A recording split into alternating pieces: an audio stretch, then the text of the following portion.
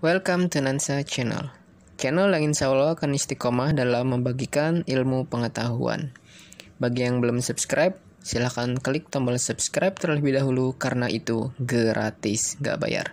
Kemudian, like dan komen di kolom komentar jika ada kekurangan dari video yang disajikan.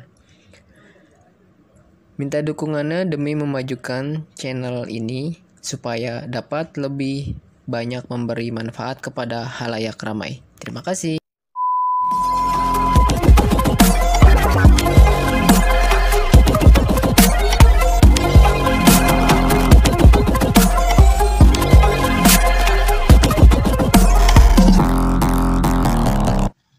Assalamualaikum warahmatullahi wabarakatuh. Bagaimana kabarnya anak-anak?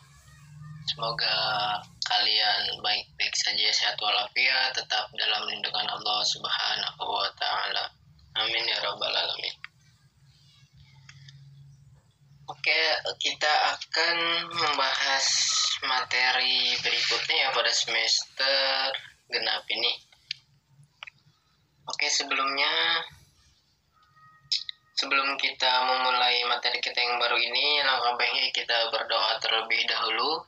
Berdoa menurut agama dan kepercayaan kalian masing-masing. Berdoa dimulai.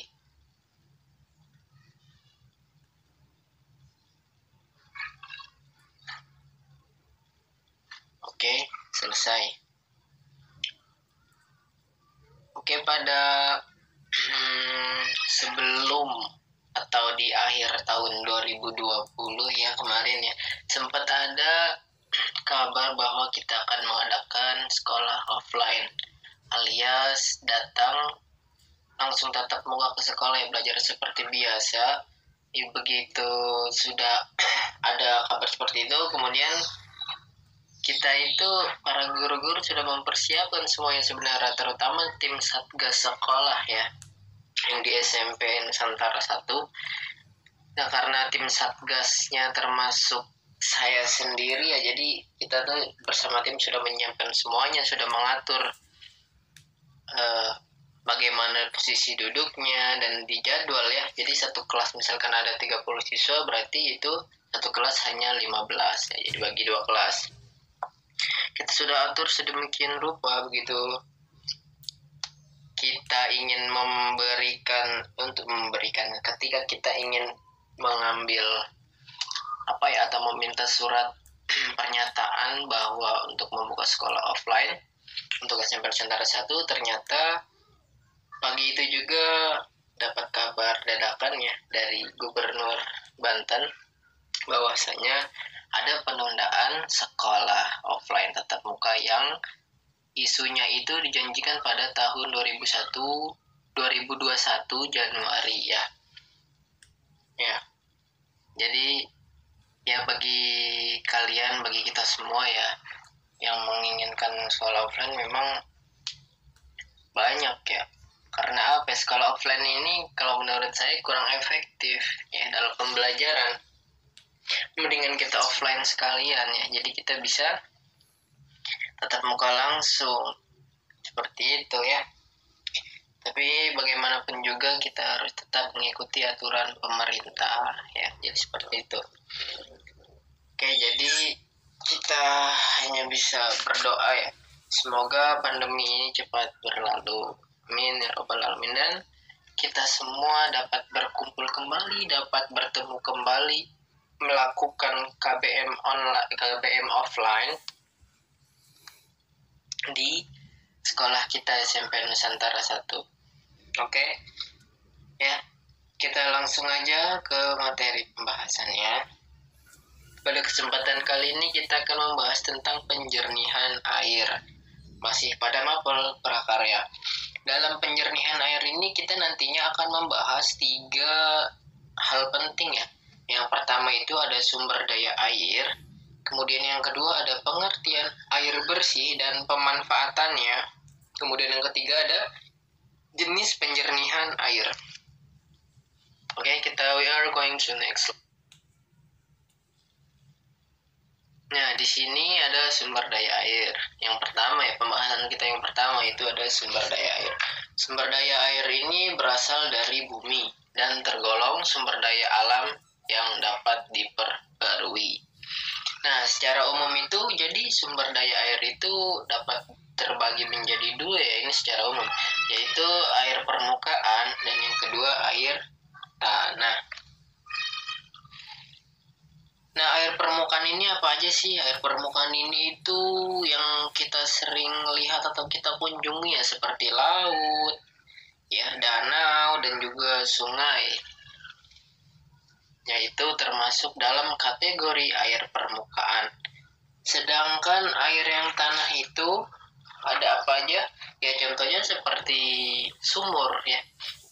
Air sumur itu termasuk dari kategori air tanah.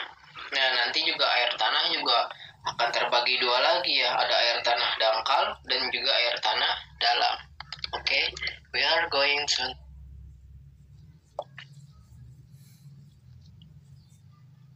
Nah, di sini ada air permukaan ya. Di sini hanya ada dua contoh, mencontohkan hanya dua ya, Bapak ya, yaitu danau dan sungai. Sebenarnya air laut juga ada ya, tapi tidak muat untuk menaruh gambar, jadi saya hanya menampilkan cuma dua contoh, danau dan juga sungai ya. Ya, ini keduanya ini merupakan air permukaan yang persediaannya tidak terbatas di bumi ya, karena ini itu berkesambungan ya, tidak ada ujungnya untuk air seperti permukaan ini, yaitu danau itu akan terus sampai kemana kita nggak ada putusnya ya. Kemudian ada sungai, sungai juga pun sama. Kemudian laut apalagi, yang namanya laut itu luas banget ya. Jadi kita tidak bisa menemui berhentinya di mana, tidak berhenti itu air sebenarnya mengalir terus ya. Nah, di sini ada sumber daya air ya, seperti yang tadi Bapak sudah bilang di slide sebelum ini ya. Itu air tanah itu terbagi menjadi dua ya, air tanah dangkal dan juga air tanah dalam. Nah, air tanah ini juga merupakan jenis air tawar yang terdapat di dalam tanah. Ya. Air tanah dangkal merupakan jenis air tanah yang dapat ditemukan pada lapisan dalam tanah, ya, tidak jauh dari permukaan tanah.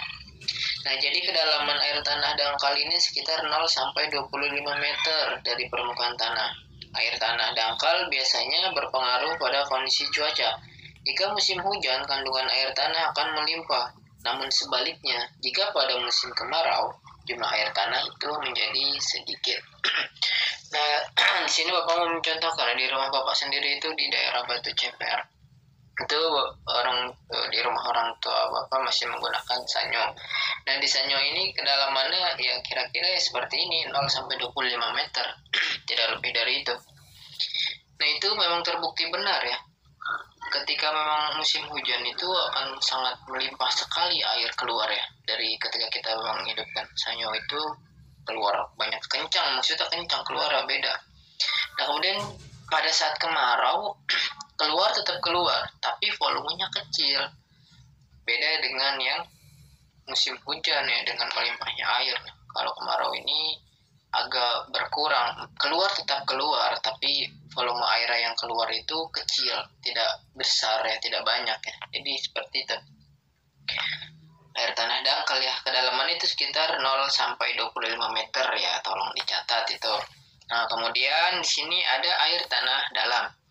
Air tanah dalam juga merupakan jenis air tanah yang berasal pada lapisan tanah jauh ke dalam.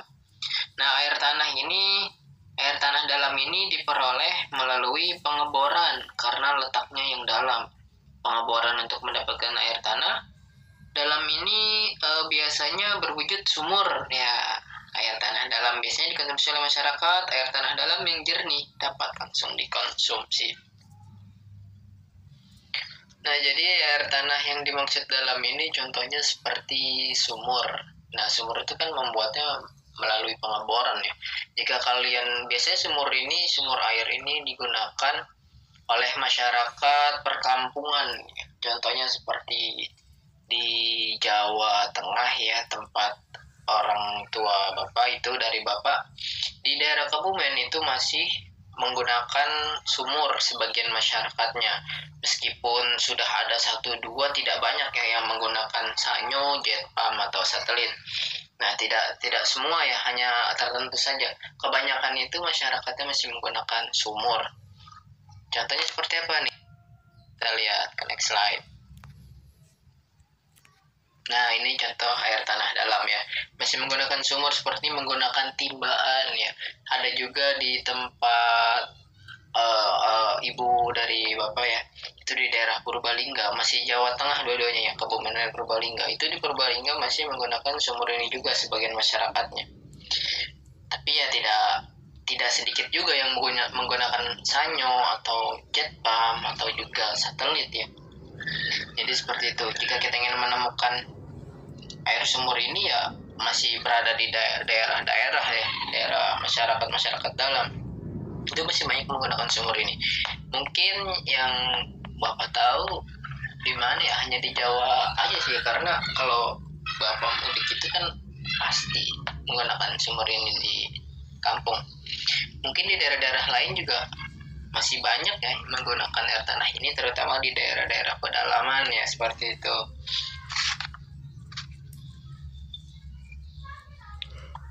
Nah, di sini pembahasan untuk sumber daya air, Bapak kira sudah cukup sampai di sini saja ya. Nanti kita akan sambung lagi di pembahasan selanjutnya. Oke, mudah-mudahan apa yang tadi kita sempat bicarakan ini dapat bermanfaat ya untuk kita semua. Amin ya robbal alamin. Bermanfaat itu tidak langsung tampak, ada juga yang langsung tampak, ada juga yang nanti ya kepakainya. Jadi ilmu itu ya, menurut guru bapak ya, ilmu itu yang namanya manfaat ilmu itu nggak bisa langsung tahu-tahu kita habis belajar tentu langsung bermanfaat, seperti itu tidak. Ada juga yang menunggu waktu yang sangat lama ya. Jadi kuncinya apa ya, kita tetap berusaha belajar, jangan putus asa, karena kan bagi yang muslim itu menuntut ilmu kan wajib, dari buayan, dari dalam perutnya sampai liang lahat, artinya sampai kita mati, itu hadis Rasul ya. Jadi seperti itu, jadi kita harus terus belajar dan semangat. Oke. Bila ada pertanyaan, kalian bisa bertanya di kolom komentar ini YouTube ini ya, channel Bapak Nansa Channel. Nah, bagi yang belum subscribe, bisa kalian bantu untuk subscribe, komentari, di like ya, untuk meningkatkan channel ini supaya lebih banyak memberi manfaat. Karena apa? Khairun nas anfa'uhum linnas ya. Jadi sebaik-baiknya manusia itu dapat memberi manfaat bagi orang sekitarnya. Oke, kurang lebihnya mohon maaf. Billahi taufiq wal hidayah. Wassalamualaikum warahmatullahi wabarakatuh.